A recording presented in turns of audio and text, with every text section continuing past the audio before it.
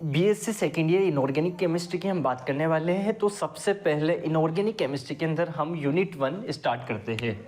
Unit 1 जो है उसके 3 पार्ट है। पार्ट ए के अंदर है अम्ल क्षार, पार्ट बी के अंदर है अम्लीय विलायक,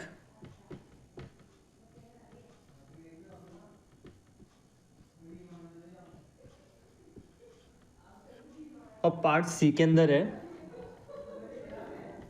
ऑक्सीकरण अपचयन।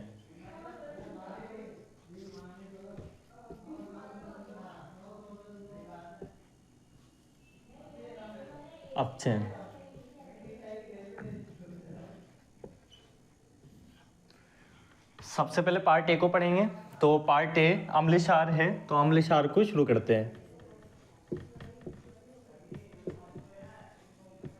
अब अम्ल और क्षार क्या होता है, आप पहले इतना सा समझे कि अम्ल और क्षार होता क्या है।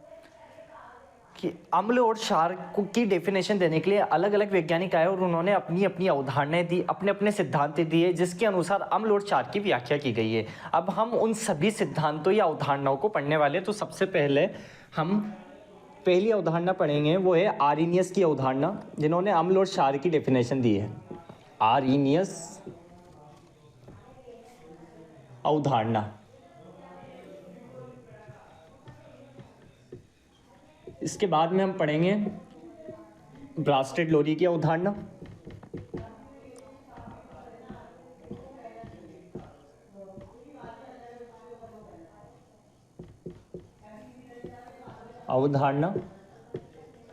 इसके बाद में पढ़ेंगे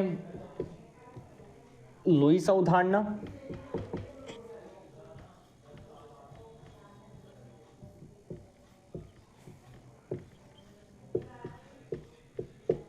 इसके बाद पढ़ेंगे विलायक अवधारणा,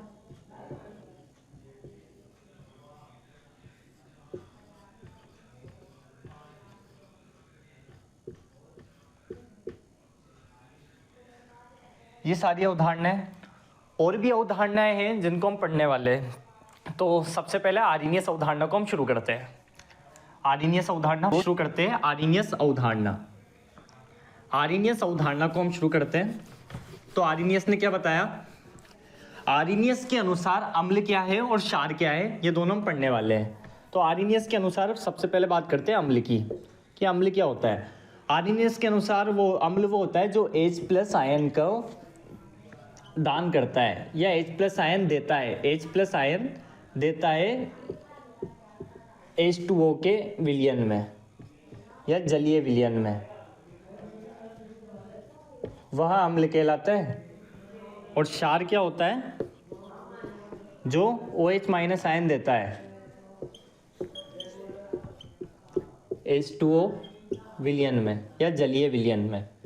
कि आर्रीनियस के अनुसार वे पदार्थ अम्लीय होता है जो जलीय विलयन के अंदर H+ आयन देता है, और वे पदार्थ क्षार होता है जो जलीय विलयन के अंदर OH- आयन देता है। जलीय विलयन के अंदर यदि H+ आयन देता है तो अम्ल है, जलीय विलयन के अंदर OH- आयन देता है तो वह क्षार कहलाता है। इसको समझते हैं, हम एग्जाम्पल से समझते हैं। एक बार वापस सुनिए कि वे पदार्थ जो जलीय विलयन के अंदर H+ आयन देते हैं वह अम्ल कहलाते हैं, और वे पदार्थ जो जलीय विलयन में OH- आयन देते हैं वह क्षार कहलाते हैं। आर्रीनियस के अनुसार H+ आयन देने वाला जलीय विलयन में अम्ल कहलाता है और OH- आयन देने वाला क्षार कहलाता है। तो शुरू करते हैं। आप बीच बीच में चाहे तो स्क्रीनशॉट भी ले सकते हो। मैं साइड में हो जाता हूँ, ऐसे साइड में हो जाऊंगा तो आप स्क्रीनशॉट ले लीजिएगा इस टाइम के अंदर। तो शुरू करते हैं कि अम्ल H+ आयन देने वाला अम्ल है जलीय विलयन के अंदर। इसको एग्जाम्पल से समझते हैं। इसका एग्जाम्पल है जैसे HCl है, एक पदार्थ है। अभी हमें पता नहीं है कि HCl है, हाइड्रोक्लोरिक एसिड है, ये अभी हमें पता नहीं है, और ये आर्रीनियस को भी पता नहीं है। आर्रीनियस ने यह पदार्थ लिया और इसको जल के अंदर डाल दिया, इसको जल में डाल दिया उसने, यानी H2O के अंदर डाल दिया। तो यहाँ H+ और Cl- आयन में टूट गया। क्या इस पदार्थ को आर्हेनियस ने जल में डाला तो यह H+ और Cl- आयन में टूट जाता है। मतलब इस पदार्थ से H+ आयन मुक्त हुआ, और H+ आयन मुक्त होता है तो यह क्या होगा, यह एसिड होगा। मतलब इसने पता लगाया, इसने देखा कि जब इस पदार्थ यानी HCl को जल के अंदर डाला जाता है तो H+ आयन मुक्त होता है, और जब भी H+ आयन मुक्त होता है तो यह क्या कहलाता है, अम्ल कहलाता है। इसने बता दिया कि भैया H+ मुक्त हो रहा है तो यह अम्ल है।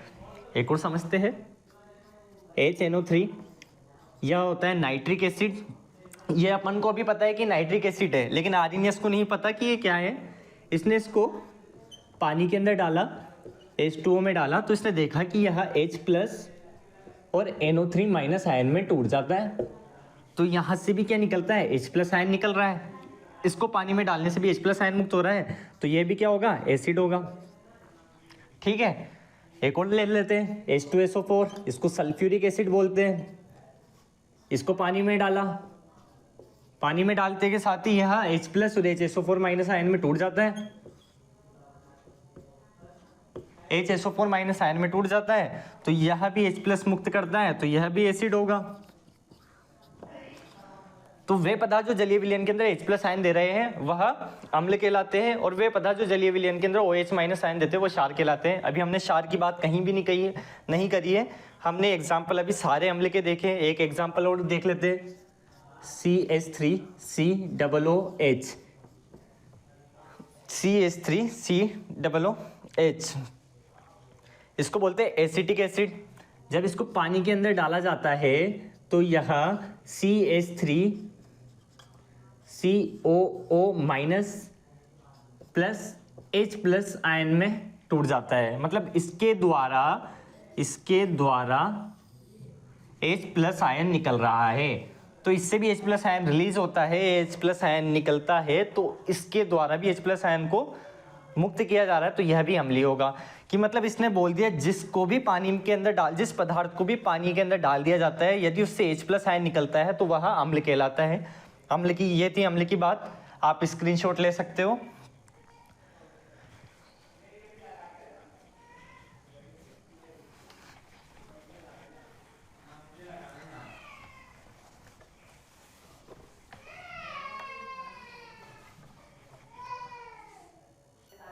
अब करते हैं क्षार की बात। तो क्षार, आर्हेनियस के अनुसार वे पदार्थ जो जलीय विलयन के अंदर OH- आयन देते हैं वह सभी क्षार कहलाते हैं। मतलब जैसे एग्जाम्पल समझते हैं, NaOH है। NaOH को जब भी पानी के अंदर डाला जाएगा H2O, तो यह Na+ और OH- आयन के अंदर टूट जाता है। NaOH इस पदार्थ से OH- आयन मुक्त हुआ है, तो इसको पानी के अंदर डालते ही यह OH- आयन देता है, तो यह बेस होगा या क्षार होगा। एक और समझते हैं, KOH है। जब इस KOH को पानी के अंदर डाला जाएगा या H2O में डाला जाएगा तो यह K+ और OH- आयन में टूट जाता है। इस पदार्थ के द्वारा भी OH- को मुक्त किया जा रहा है, तो यह भी बेस होगा।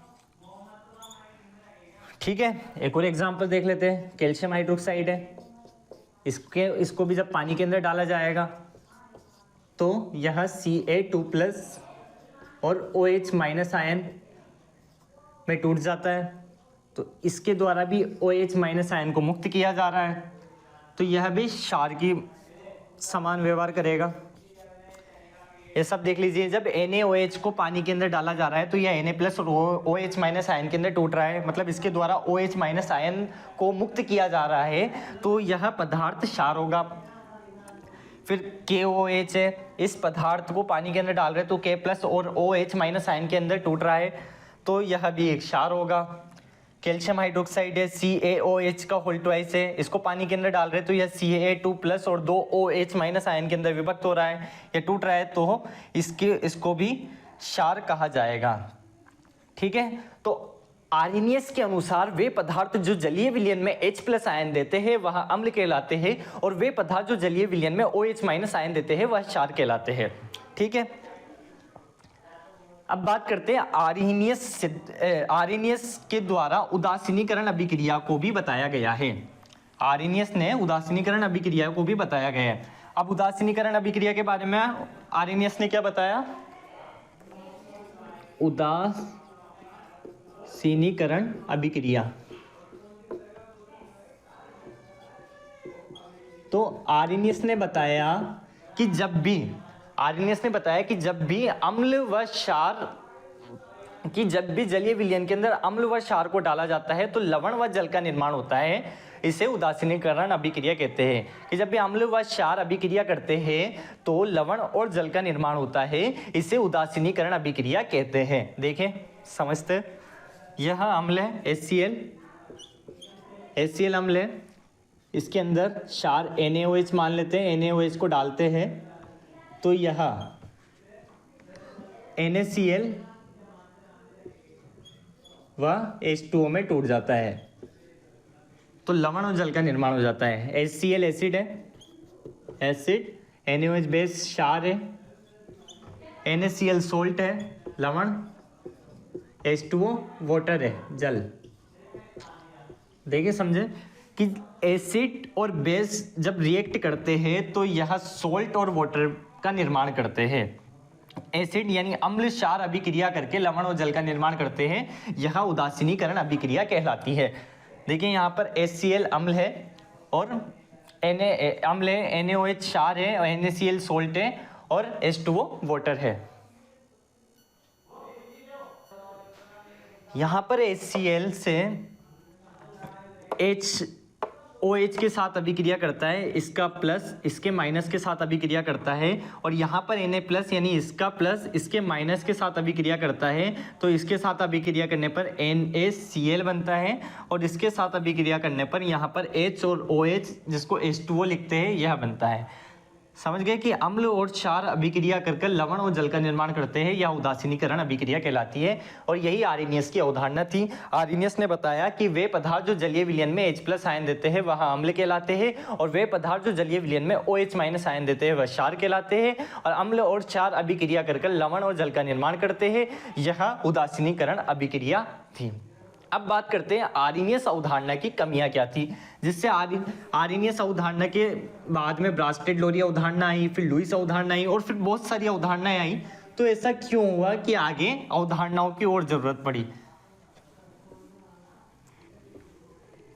तो आर्नियस अवधारणा की कमियां भी थी। देखिए जब भी कोई वैज्ञानिक खोज करता है तो वह अपना 100% तो लगाता है, लेकिन फिर भी उस अवधारणा या उसके सिद्धांत में या उसके प्रयोग में कुछ ना कुछ तो कमी हो जाती है, और आगे आने वाले साइंटिस्ट इस अवधारणा को लेकर के अपनी कुछ अवधारणा ऐड करते हैं, उसके अंदर जो इनकी कमियां थी उनको दूर करने की कोशिश करते हैं।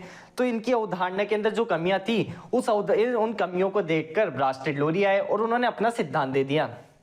इसी प्रकार से होता है काम।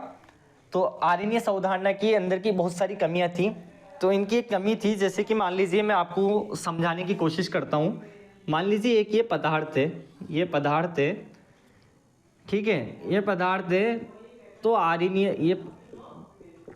आर्नियस से पूछा कि भैया बताओ यह क्या है, ये पदार्थ है तो यह अम्ल है या क्षार है, आप इस बारे में बताइए कि अम्ल है या क्षार है। तो आर्नियस ने पहले यूँ कहा कि ठीक है भैया, आप पहले पानी लेकर आओ। तो ये पानी है, ये पानी लेकर आए हम। आप इस पानी के अंदर आप इस पदार्थ को डाल दीजिए, ठीक है। यह H2O है।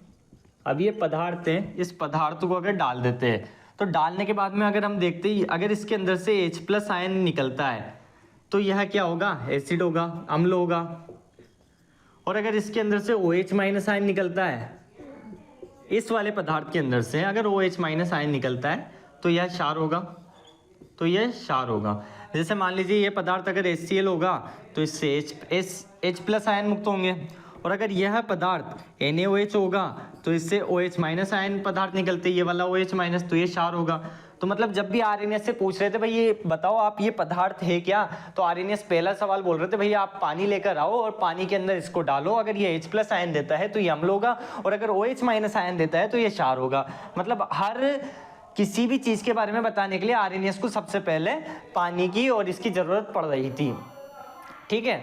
आर्नियस को पानी की जरूरत पड़ रही थी। तो एक इसकी यह भी कमी थी कि हर चीज़ में H2O की ज़रूरत पड़ रही थी, तो यह एक इसकी कमी थी कि भाई हर जगह पानी क्यों लेकर आएंगे, हम पानी लेकर आते रहेंगे हर बारी। तो आर्हेनियस की एक ये कमी थी। अब आर्हेनियस की एक दूसरी कमी थी, कमी और क्या थी भैया कि अमोनिया की संरचना को यह बता नहीं पाया, मतलब अमोनिया की प्रकृति को यह बता नहीं पाया कि अमोनिया अम्लीय होता है या क्षारीय होता है। अब अमोनिया को देखने पर क्या होता है, देखिए अमोनिया की हम संरचना देखते हैं कि नाइट्रोजन और ये डबल बॉन्ड लोन पेयर है यहाँ पर से, और ये ऐसे है।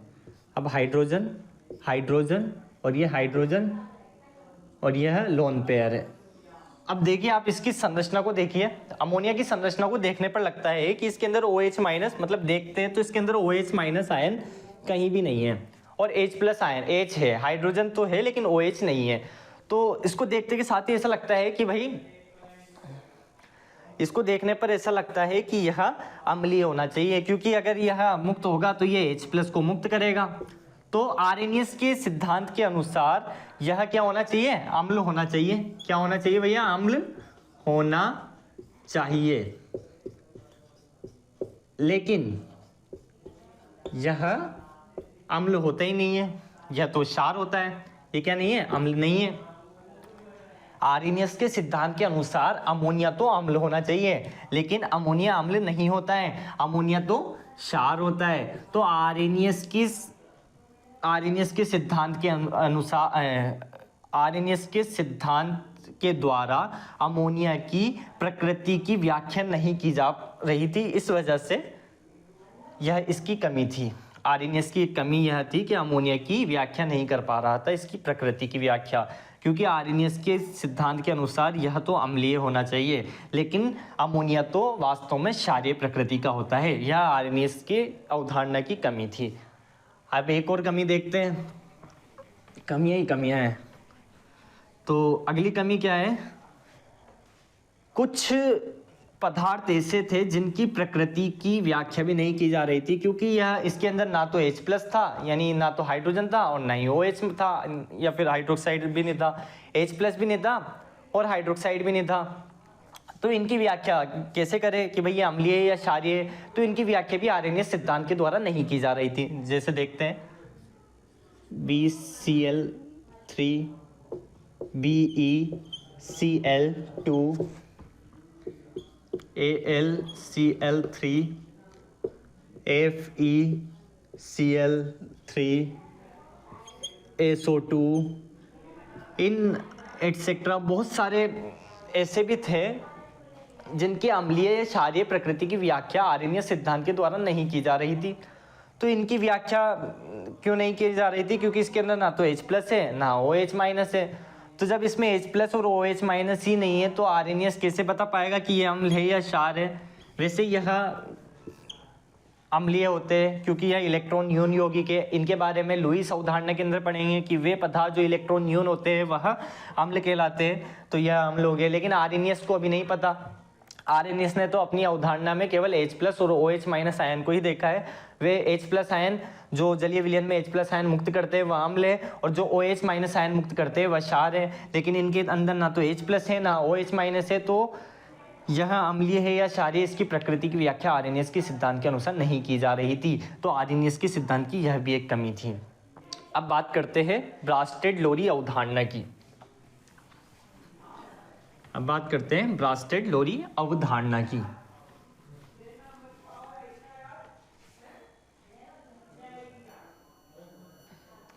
ब्रास्टेड-लोरी अवधारणा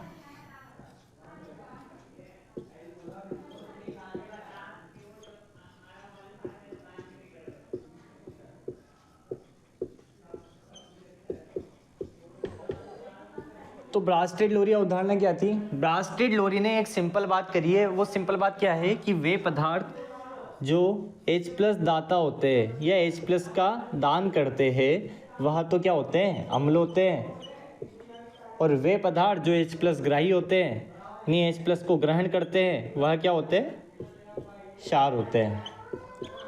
क्या भैया प्रोटोन दाता तो अम्ल है और प्रोटोन ग्राही क्षार है। बस इतनी सी बात किसने बताई है? ब्रास्टेड लोरी ने। ब्रास्टेड लोरी अवधारणा के अनुसार वे पदार्थ जो प्रोटोन का दान करते हैं वह तो अम्ल कहलाते हैं और वे पदार्थ जो प्रोटोन को ग्रहण करते हैं वह क्षार कहलाते हैं।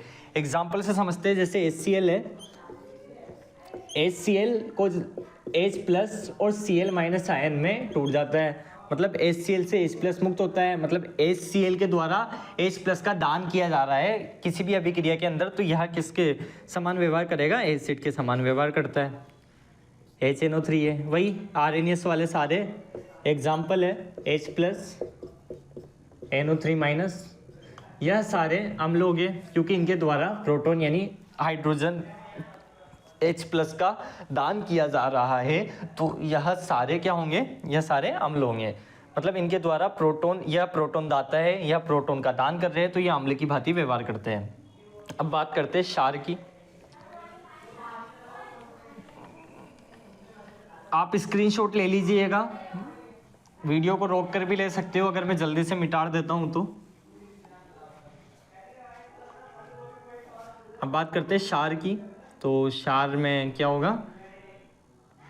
वे पदार्थ जो प्रोटोन को ग्रहण करते हैं, तो प्रोटोन को ग्रहण करने वाले क्या कहलाते हैं? क्षार कहलाते हैं, ब्रास्टेड लोरी अवधारणा के अनुसार। यह अमोनिया है, यह प्रोटोन को ग्रहण करेगा तो अमोनियम आयन का निर्माण कर लेता है, अमोनियम आयन का निर्माण करता है। इसके पास 3 हाइड्रोजन है। अब यहाँ पर देखते हैं तो एक हाइड्रोजन में वृद्धि हो गई और प्लस चार्ज है, तो इसका मतलब है इसने प्रोटोन को ग्रहण किया है और प्रोटोन ग्राही है, तो यह क्षार के समान व्यवहार करेगा। एक और देखते हैं, NH2 बॉन्ड NH2 है, हाइड्रोजीन इसको बोला जाता है, इसको क्या कहते हैं? हाइड्रोजीन, इसको हाइड्रोजन कहते हैं। इसको आप ऐसे, जिनका मैं नाम लिख रहा हूँ आप उसको कॉपी के हेड पर लिख सकते हो। जैसे मैंने NH2 बॉन्ड NH2 लिखा है, तो आप इसको कॉपी के हेड पर लिख सकते हो। इसका नाम क्या है? हाइड्रोजीन है। तो हाइड्रोजीन के अंदर जब अभिक्रिया प्रोटोन से कराई जाती है, प्रोटोन डाला हाइड्रोजन जब प्रोटोन को ग्रहण कर लेता है, यहाँ पर से H+ को ग्रहण कर रहा है, तो यह NH2 बॉन्ड H और प्लस पॉजिटिव चार्ज का निर्माण करता है। मतलब यहाँ से यहाँ तक इसने प्रोटोन को ग्रहण किया है, तो यह भी क्या होगा? ये भी बेस होता है। ठीक है, इसके द्वारा भी प्रोटोन को ग्रहण किया जा रहा है, तो प्रोटोन ग्राही क्षार कहलाते हैं। तो इसने प्रोटोन को ग्रहण किया है, तो यह भी क्या होगा? यह भी क्षार होता है। ब्रास्टेड लोरी अवधारणा के अनुसार वे पदार्थ जो प्रोटोन दाता होते हैं या प्रोटोन का दान करते हैं वह अम्ल कहलाते हैं और वे पदार्थ जो प्रोटोन को ग्रहण करते हैं वह क्षार कहलाते हैं। अमोनिया के अंदर प्रोटोन को ग्रहण किया जा रहा है तो अमोनियम का निर्माण हो रहा है, तो अमोनिया का व्यवहार किसकी तरह हुआ? अमोनिया का व्यवहार क्षार की तरह हुआ। देखिए, स्क्रीनशॉट ले लीजिए।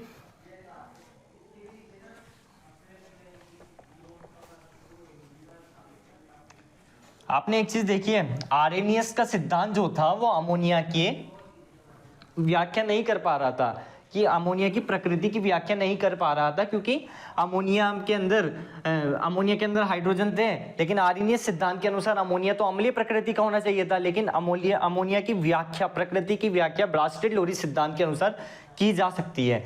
क्योंकि ब्रास्टेड लोरी सिद्धांत क्या कहता है कि वे पदार्थ जो प्रोटोन को ग्रहण करते हैं वह क्षार कहलाते हैं। तो अमोनिया के द्वारा प्रोटोन को ग्रहण कर लिया जाता है और प्रोटोन को ग्रहण करता है तो वह किसके समान व्यवहार करता है? वो क्षार के समान व्यवहार करता है।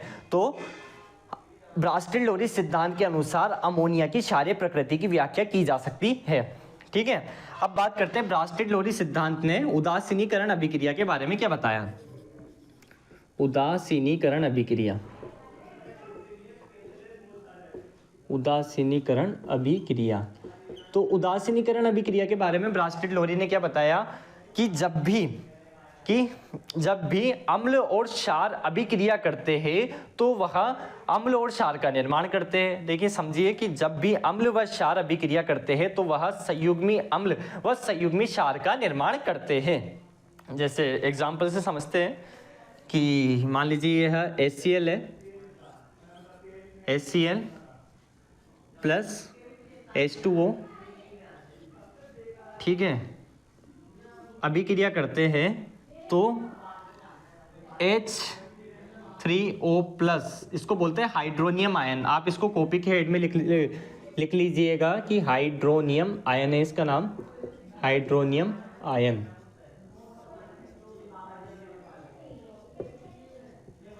तो ये हाइड्रोनियम आयन है कि जब भी HCl प्लस H2O अभिक्रिया करते हैं तो H3O+ आयन का निर्माण करते हैं, तो यहाँ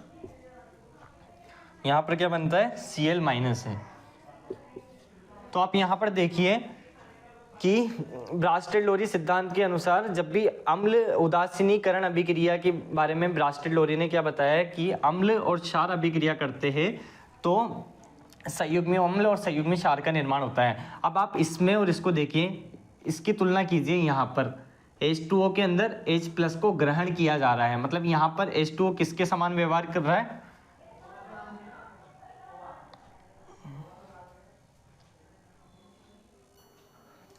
हाँ, तो ग्रहण किया जा रहा है, तो यह किसके समान व्यवहार कर रहा है, यहाँ पर देखिए, यहाँ पर इसको ग्रहण किया जा रहा है तो यह क्षार के समान व्यवहार कर रहा है, तो ये तो क्षार हो गया। और यहाँ पर देखिए कि यहाँ से यहाँ तक जाते हैं तो यह H+ का त्याग कर रहा है, यानी प्रोटॉन का त्याग कर रहा है, तो यह किसके समान व्यवहार होना चाहिए, अम्ल के समान व्यवहार होना चाहिए। तो ये तो क्या हो गया, ये तो हो गया एसिड और ये हो गया बेस। तो एसिड और बेस जब भी अभिक्रिया करते हैं तो यह संयुग्मी अम्ल और संयुग्मी क्षार का निर्माण करते हैं, मतलब संयुग्मी अम्ल और संयुग्मी क्षार का निर्माण करते हैं। अब देखिए यहाँ पर संयुग्मी अम्ल कौन सा बनता है और संयुग्मी क्षार क्या बनता है, उसको समझने की कोशिश करते हैं। अब हम इस रिएक्शन को पीछे से समझने की कोशिश करते हैं। देखिए यहाँ पर एसिड था HCl, तो एसिड से यहाँ पर Cl- आयन बन गया है, तो इसकी प्रवृत्ति Cl- है, तो Cl- आयन क्या करेगा, Cl- को वापस यहाँ से यहाँ लेकर जाते हैं, तो H+ को यह ग्रहण कर रहा है, तो इसकी प्रवृत्ति ग्रहण करने की हो गई। और H+ को ग्रहण करेगा तो ये किसके समान व्यवहार करेगा, यह क्षार के समान व्यवहार करेगा। लेकिन यहाँ पर भी जब इसको क्षार बोल देंगे तो यह भी क्षार है, ये भी क्षार है, तो इसको क्षार ना बोलकर इसका नाम संयुग्मी क्षार रख दिया है। ठीक है, संयुग्मी क्षार। अब बात करते हैं इधर से, देखिए ये तो हो गया संयुग्मी क्षार। अब H3O+ है, H3O+ से H2O के अंदर देखिए यहाँ पर 3 हाइड्रोजन है, यहाँ पर 2 हाइड्रोजन है, मतलब इसने एक हाइड्रोजन का त्याग कर दिया होगा, या एक हाइड्रोजन का त्याग किया है, तो यह किसके समान व्यवहार करेगा, एक त्याग करता है या फिर दान करता है तो यह अम्ल के समान व्यवहार करेगा। तो अम्ल यहाँ पर भी है एसिड, तो इसका नाम रख दिया भैया संयुग्मी अम्ल। तो ये क्या हो गया, संयुग्मी अम्ल हो गया, संयुग्मी अम्ल हो गया। ठीक है, तो ब्रास्टेड-लोरी ने क्या उदासीनीकरण अभिक्रिया के अंदर बताया कि अम्ल और क्षार अभिक्रिया कर कर संयुग्मी अम्ल और संयुग्मी क्षार का निर्माण करते हैं, इसे उदासीनीकरण अभिक्रिया कहते हैं। अब एक और एग्जाम्पल से समझते हैं। ये एक तो टेढ़ा टेढ़ा जा रहा है मेरे से थोड़ा सा, देखिए सही हो जाएगा, धीरे धीरे होगा सही।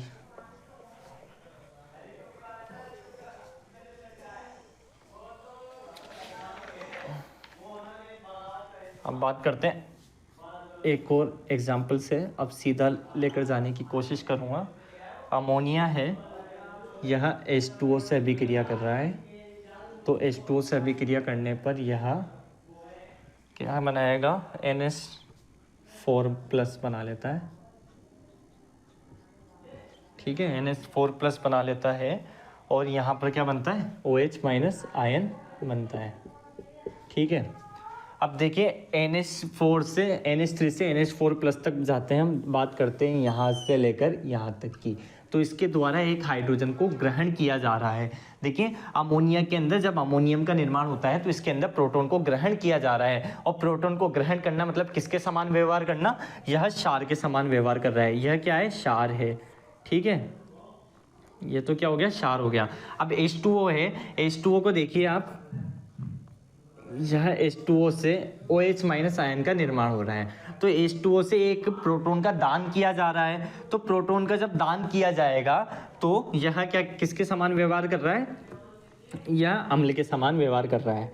ये हो गया एसिड या अम्ल।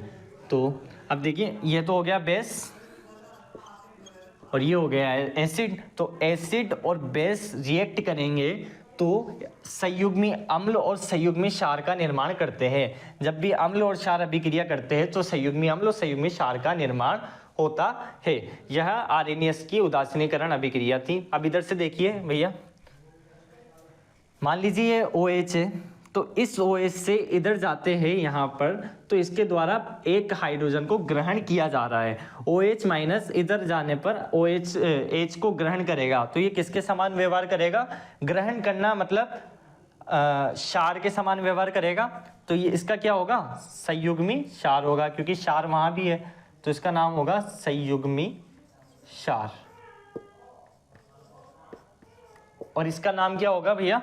अमोनियम है, अमोनियम को देखिए, अमोनियम से अमोनिया का निर्माण हो रहा है, मतलब एक हाइड्रोजन के मान में कमी हो रही है। कहीं ना कहीं इसने हाइड्रोजन यानी प्रोटॉन, हाइड्रोजन नहीं बोलेंगे सॉरी, इसके अंदर प्रोटॉन बोलेंगे या H+ बोलेंगे, हाइड्रोजन नहीं है, हाइड्रोजन होता तो फिर इस पर चार्ज नहीं होता, तो इसके द्वारा H+ को का त्याग किया जा रहा है। मतलब यह किसके समान व्यवहार करेगा? अमोनियम अम्ल के समान व्यवहार करेगा। अब अम्ल यहाँ पर भी है, तो इसको हम क्या बोलेंगे? संयुग्मी अम्ल बोलेंगे। क्या बोलेंगे? संयुग्मी अम्ल। यह तो हो गया संयुग्मी अम्ल। मतलब अब एक नोट है, नोट लगाकर आप बात लिख लीजिएगा कि ब्रास्टेड लोरी अवधारणा के अंदर उदासीनीकरण अभिक्रिया के अंदर अम्ल का तो संयुग्मी क्षार का निर्माण होता है, अम्ल से तो संयुग्मी क्षार का निर्माण होता है, और क्षार से संयुग्मी अम्ल का निर्माण होता है। उदासीनीकरण अभिक्रिया क्या कहती है कि जब भी अम्ल व क्षार की अभिक्रिया कराई जाती है तो संयुग्मी अम्ल और संयुग्मी क्षार का निर्माण होता है, या उदासीनीकरण अभिक्रिया होती है। ठीक है, समझ में आई कि क्षार से तो संयुग्मी अम्ल का निर्माण होगा और अम्ल से संयुग्मी क्षार का निर्माण होगा। आप स्क्रीनशॉट ले सकते हो।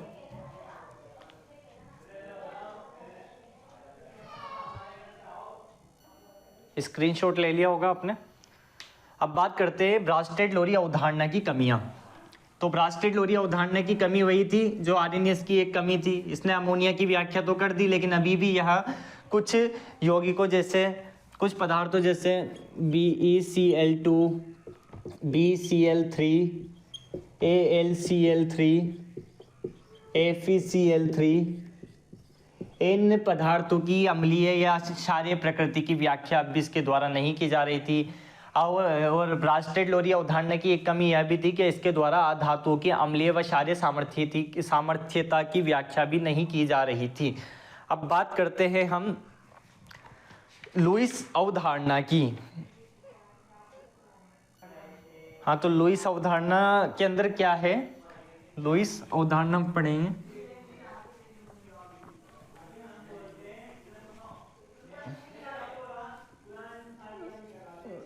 लुईस अवधारणा, तो लुईस ने क्या बताया?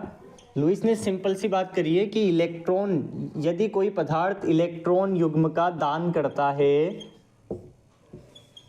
इलेक्ट्रॉन युग्म यानी लोन पेयर का दान करता है, तो वह किसके समान व्यवहार करता है? वह क्षार के समान व्यवहार करता है। और कोई पदार्थ इलेक्ट्रॉन युग्म ग्रहण करता है तो वह किसके समान व्यवहार करता है? अम्ल के समान व्यवहार करता है।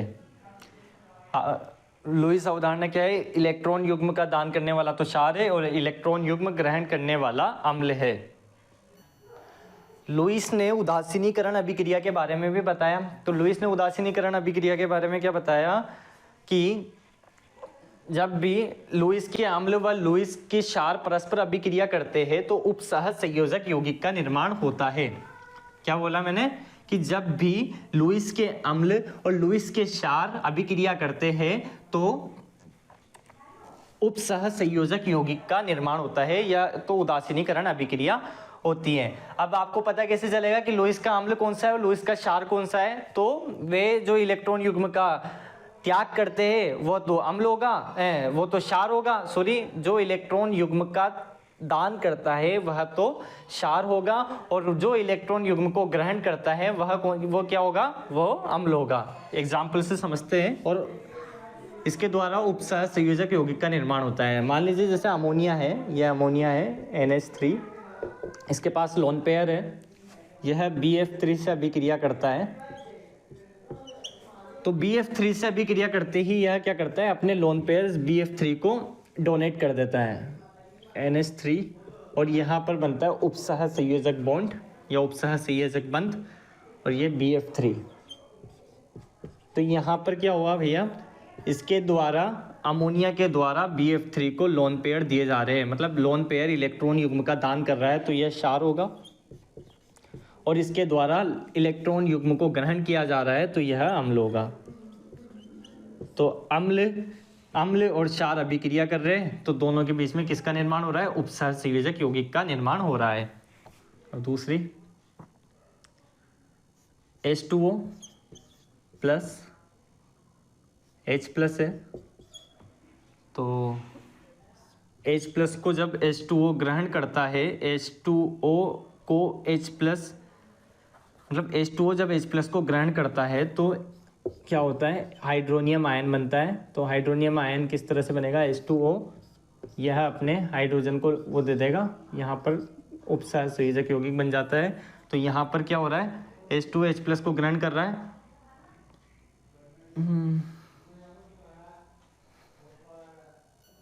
तो उपसह संयोजक यौगिक का निर्माण हो रहा है। देखिए क्या बताया कि जब भी अम्ल और क्षार अभिक्रिया करते हैं तो उपसह संयोजक यौगिक का निर्माण होता है, यह उदासीनीकरण अभिक्रिया होती है। लुईस ने बता दिया, आप स्क्रीनशॉट ले सकते हो।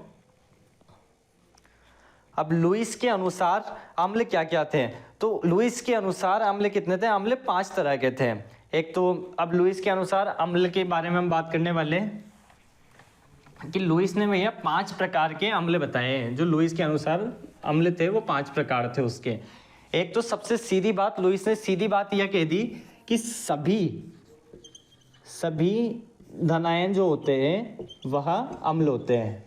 क्या बोला मैंने, कि सभी धनायन अम्ल होते हैं। अब सभी धनायन के अंदर क्या क्या आ जाएगा, H प्लस आ जाएगा, Li प्लस आ जाएगा, Na प्लस आ जाएगा, मतलब जिस जिस पर पॉजिटिव आयन होता है वो सारे अम्ल कहलाते हैं। K प्लस आ जाएगा,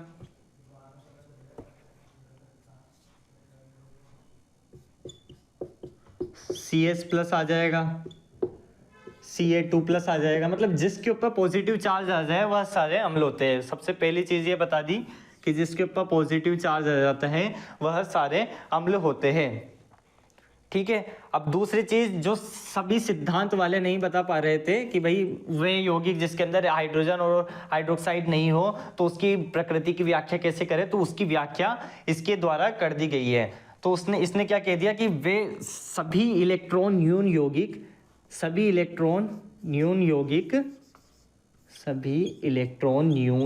यौगिक जो होते हैं वह सारे अम्ल होते हैं। क्या बोल दिया भैया कि सभी इलेक्ट्रॉन न्यून यौगिक अम्ल होते हैं। तो इलेक्ट्रॉन न्यून यौगिक कौन कौन से, जैसे कि BCl3, BeCl2, FeCl3, SO2, ये सारे इलेक्ट्रॉन न्यून यौगिक है। तो यह किसके समान व्यवहार करते हैं, ये सारे अम्ल के समान व्यवहार करते हैं। और तीसरा पॉइंट इसने क्या बताया, आप यहां तक स्क्रीनशॉट ले लीजिए क्योंकि मैं इसको इरेज करने वाला हूं।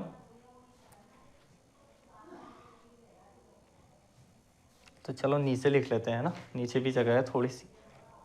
अब ऐसे अणु जिनके अंदर इलेक्ट्रॉन का प्रसार होता है, ये अब भी टेढ़ा जा रहा है थोड़ा सा, कोई बात नहीं, आगे से ध्यान रखूंगा मैं कि सीधा लेकर जाना है। तो लिखते हैं कि वे ऐसे अणु जिनमें इलेक्ट्रॉन का प्रसार होता है वह सारे लुईस अम्ल कहलाते हैं। इलेक्ट्रॉन का प्रसार किसके अंदर होता है, देखिए डी ब्लॉक के तत्व जो होते हैं ना, उन सभी के अंदर रिक्त डी कक्षक पाए जाते हैं। लगभग सभी तत्वों के अंदर रिक्त डी कक्षक उपस्थित होते हैं, और रिक्त डी कक्षक उपस्थित होने के कारण इनके अंदर किसका प्रसार होता है, इलेक्ट्रॉन का प्रसार हो जाता है। तो रिक्त डी कक्षक के अधिकांश यौगिक जो होते हैं, अधिकांश देखिए लगभग यौगिक, कुछ कुछ हो भी सकते हैं, नहीं भी हो सकते, लेकिन कुछ लगभग यौगिक जो होते हैं वह सारे क्या होते हैं, वे अम्ल होते हैं। जैसे PCl5 है ना, इलेक्ट्रॉन प्रसार जिसमें होता है, सबसे पहले लिख देते हैं इलेक्ट्रॉन प्रसार होने वाले यौगिक, जिनमें इलेक्ट्रॉन प्रसार होता है तो क्या क्या होगा भैया, PCl5 होगा एक, ये टेढ़ा जा रहा है यार, PCl5 होगा, CrCl3 होगा, ZnCl2 होगा, और भी होंगे। तो इनके अंदर इलेक्ट्रॉन का प्रसार होता है। ये सारे यौगिक जो होंगे वह अम्ल होते हैं। अब मैं इरेज कर रहा हूँ, स्क्रीनशॉट ले लो।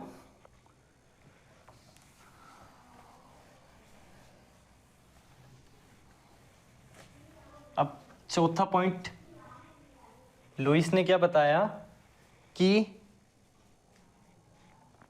जिसके अंदर भी पाई बंद आ जाता है या फिर पाई बंध युक्त असंतृप्त यौगिक सभी अम्ल होते हैं। क्या बोला मैंने, तीसरा पॉइंट, कि पाई बंध युक्त सभी असंतृप्त यौगिक, पाई बंध युक्त सभी असंतृप्त यौगिक जो होते हैं वह अम्ल होते हैं। असंतृप्त यौगिक अम्ल होते हैं, असंतृप्त यौगिक अम्ल होते हैं।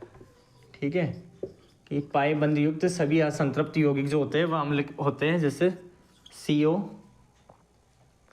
NoCO2, NoCO2, SO2, ये सारे जितने भी यौगिक हैं वह असंतृप्त यौगिक जो है वो सारे अम्ल होते हैं।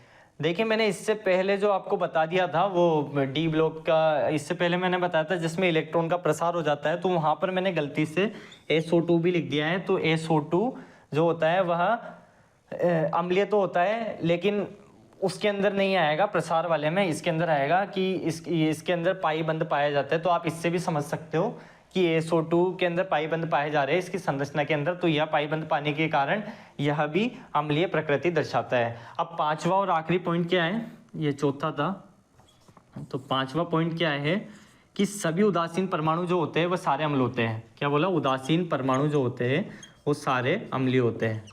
उदासीन परमाणु अम्लीय होते हैं, परमाणु अम्लीय होते हैं, अम्लीय होते है। उदासीन परमाणु जो होते हैं वो सारे अम्लीय होते हैं। अब उदासीन परमाणु कौन कौन से हो जाते हैं,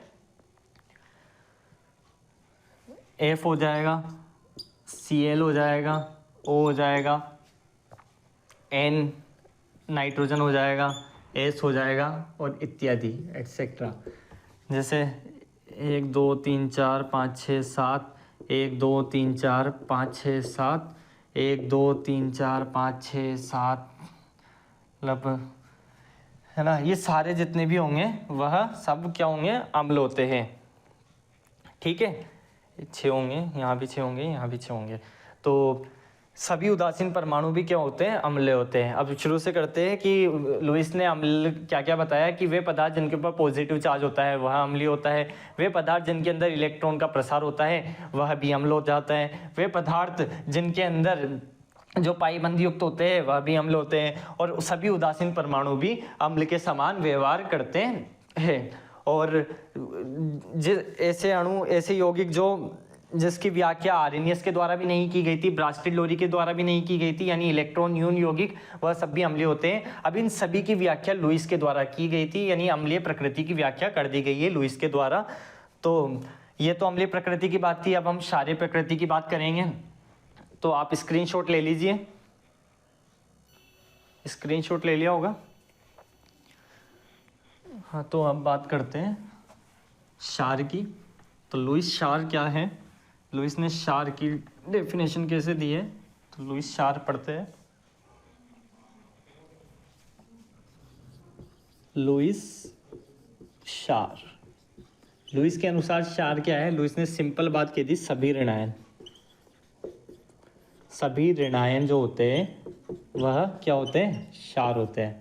सभी ऋणायन क्षार होते हैं। अब ऋणायन में क्या क्या आ जाएगा भैया, ऋणायन हो गया अपना F minus, Cl minus, fluoride, chloride, ये सारे क्या हो जाते हैं, ये सब क्षार के समान व्यवहार करते हैं। फ्लोराइड, क्लोराइड, ब्रोमाइड, आयोडाइड,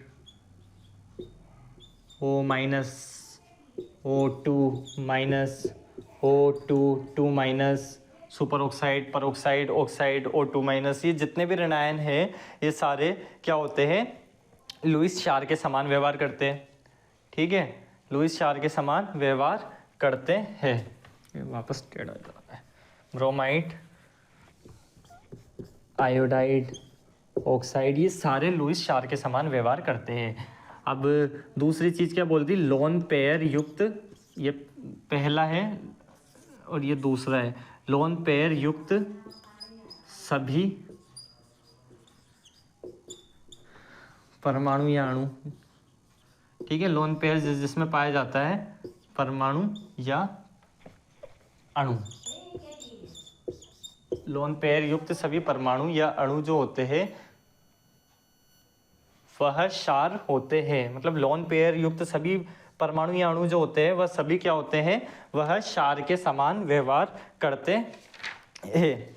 यह लुईस के क्षार है जिसमें लोन पेयर पाया जाएगा, वो सभी क्षार होते हैं। जैसे H2 है तो H2O की संरचना के अंदर क्या पाया जा रहा है, ये लोन पेयर है, ये लोन पेयर आ जाएंगे यहाँ और यहाँ, ये लोन पेयर है। H2O की संरचना में एक और ले लेते हैं ROH, ROH की संरचना में भी लोन पेयर है।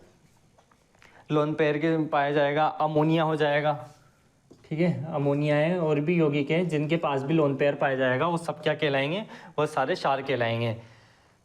ठीक है, अब लुईस के क्षार कौन कौन से हैं कि जिसके पास में जो सभी ऋणायन जो होते हैं, जिसके ऊपर ऋणावेश पाया जाता है वह सभी क्या होंगे, क्षार होंगे। जिसके ऊपर ऋणायन पाया जाएगा वो सभी क्षार है, और जिसके ऊपर लोन पेयर पाए जाएंगे वह भी क्षार होते हैं। लुईस के अम्ल 5 प्रकार के थे, मैंने बताई दिए कि इलेक्ट्रॉन का प्रसार वाले, सभी धनावेश वाले, जिसके अंदर पाई बंध पाया जाएगा, या इलेक्ट्रॉन यून यौगिक, ये सभी क्या है, अम्ल। और जिसके ऊपर ऋणायन पाया जाएगा, जो ऋणावेश पाया जाएगा वह सारे क्षार है, और जिसके पास लोन पेयर पाए जाएंगे वह भी क्षार है। अब बात करते हैं लुईस सिद्धांत की कमी।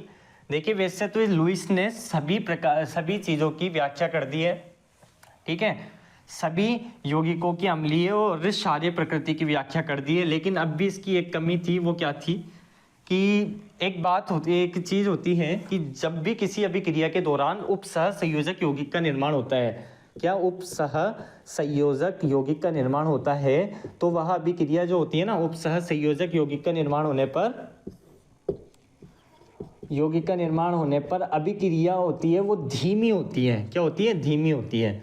लेकिन इसने क्या बता दिया कि अम्ल और क्षार अभिक्रिया करते हैं तो उपसह संयोजक यौगिक का निर्माण होता है। उदासीनीकरण अभिक्रिया के अंदर इसने क्या बताया कि अम्ल और क्षार अभिक्रिया करते हैं तो उपसह संयोजक यौगिक का निर्माण हो रहा था। जैसे कि अमोनिया NH3 प्लस BF3 जो था, इसकी अभिक्रिया करने पर NH3 के द्वारा उपसह संयोजक यौगिक BF3 बन रहा था यहाँ पर, ठीक है, BF3 बन रहा था यहाँ पर से, तो उपसह संयोजक यौगिक का निर्माण हो रहा है।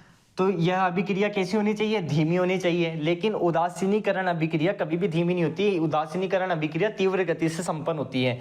तो यह इसकी कमी थी, लुईस अवधारणा की कमी यह थी कि यह उदासीनीकरण अभिक्रिया की व्याख्या पूर्ण रूप से नहीं कर पाया। उपसह संयोजक यौगिक का निर्माण हो रहा है, तो उपसह संयोजक का यौगिक का निर्माण होता है तो अभिक्रिया धीमी गति से संपन्न होगी, लेकिन उदासीनीकरण अभिक्रियाएं हमेशा तीव्र गति से संपन्न होती हैं। आज हमने आर्रेनियस अवधारणा पढ़ ली है, ब्रास्टेड-लोरी अवधारणा पढ़ ली और लुईस अवधारणा पढ़ ली है। अब कल हम विलायक सिद्धांत पढ़ेंगे, ठीक है। आप स्क्रीनशॉट ले लीजिए और क्लास खत्म करते हैं।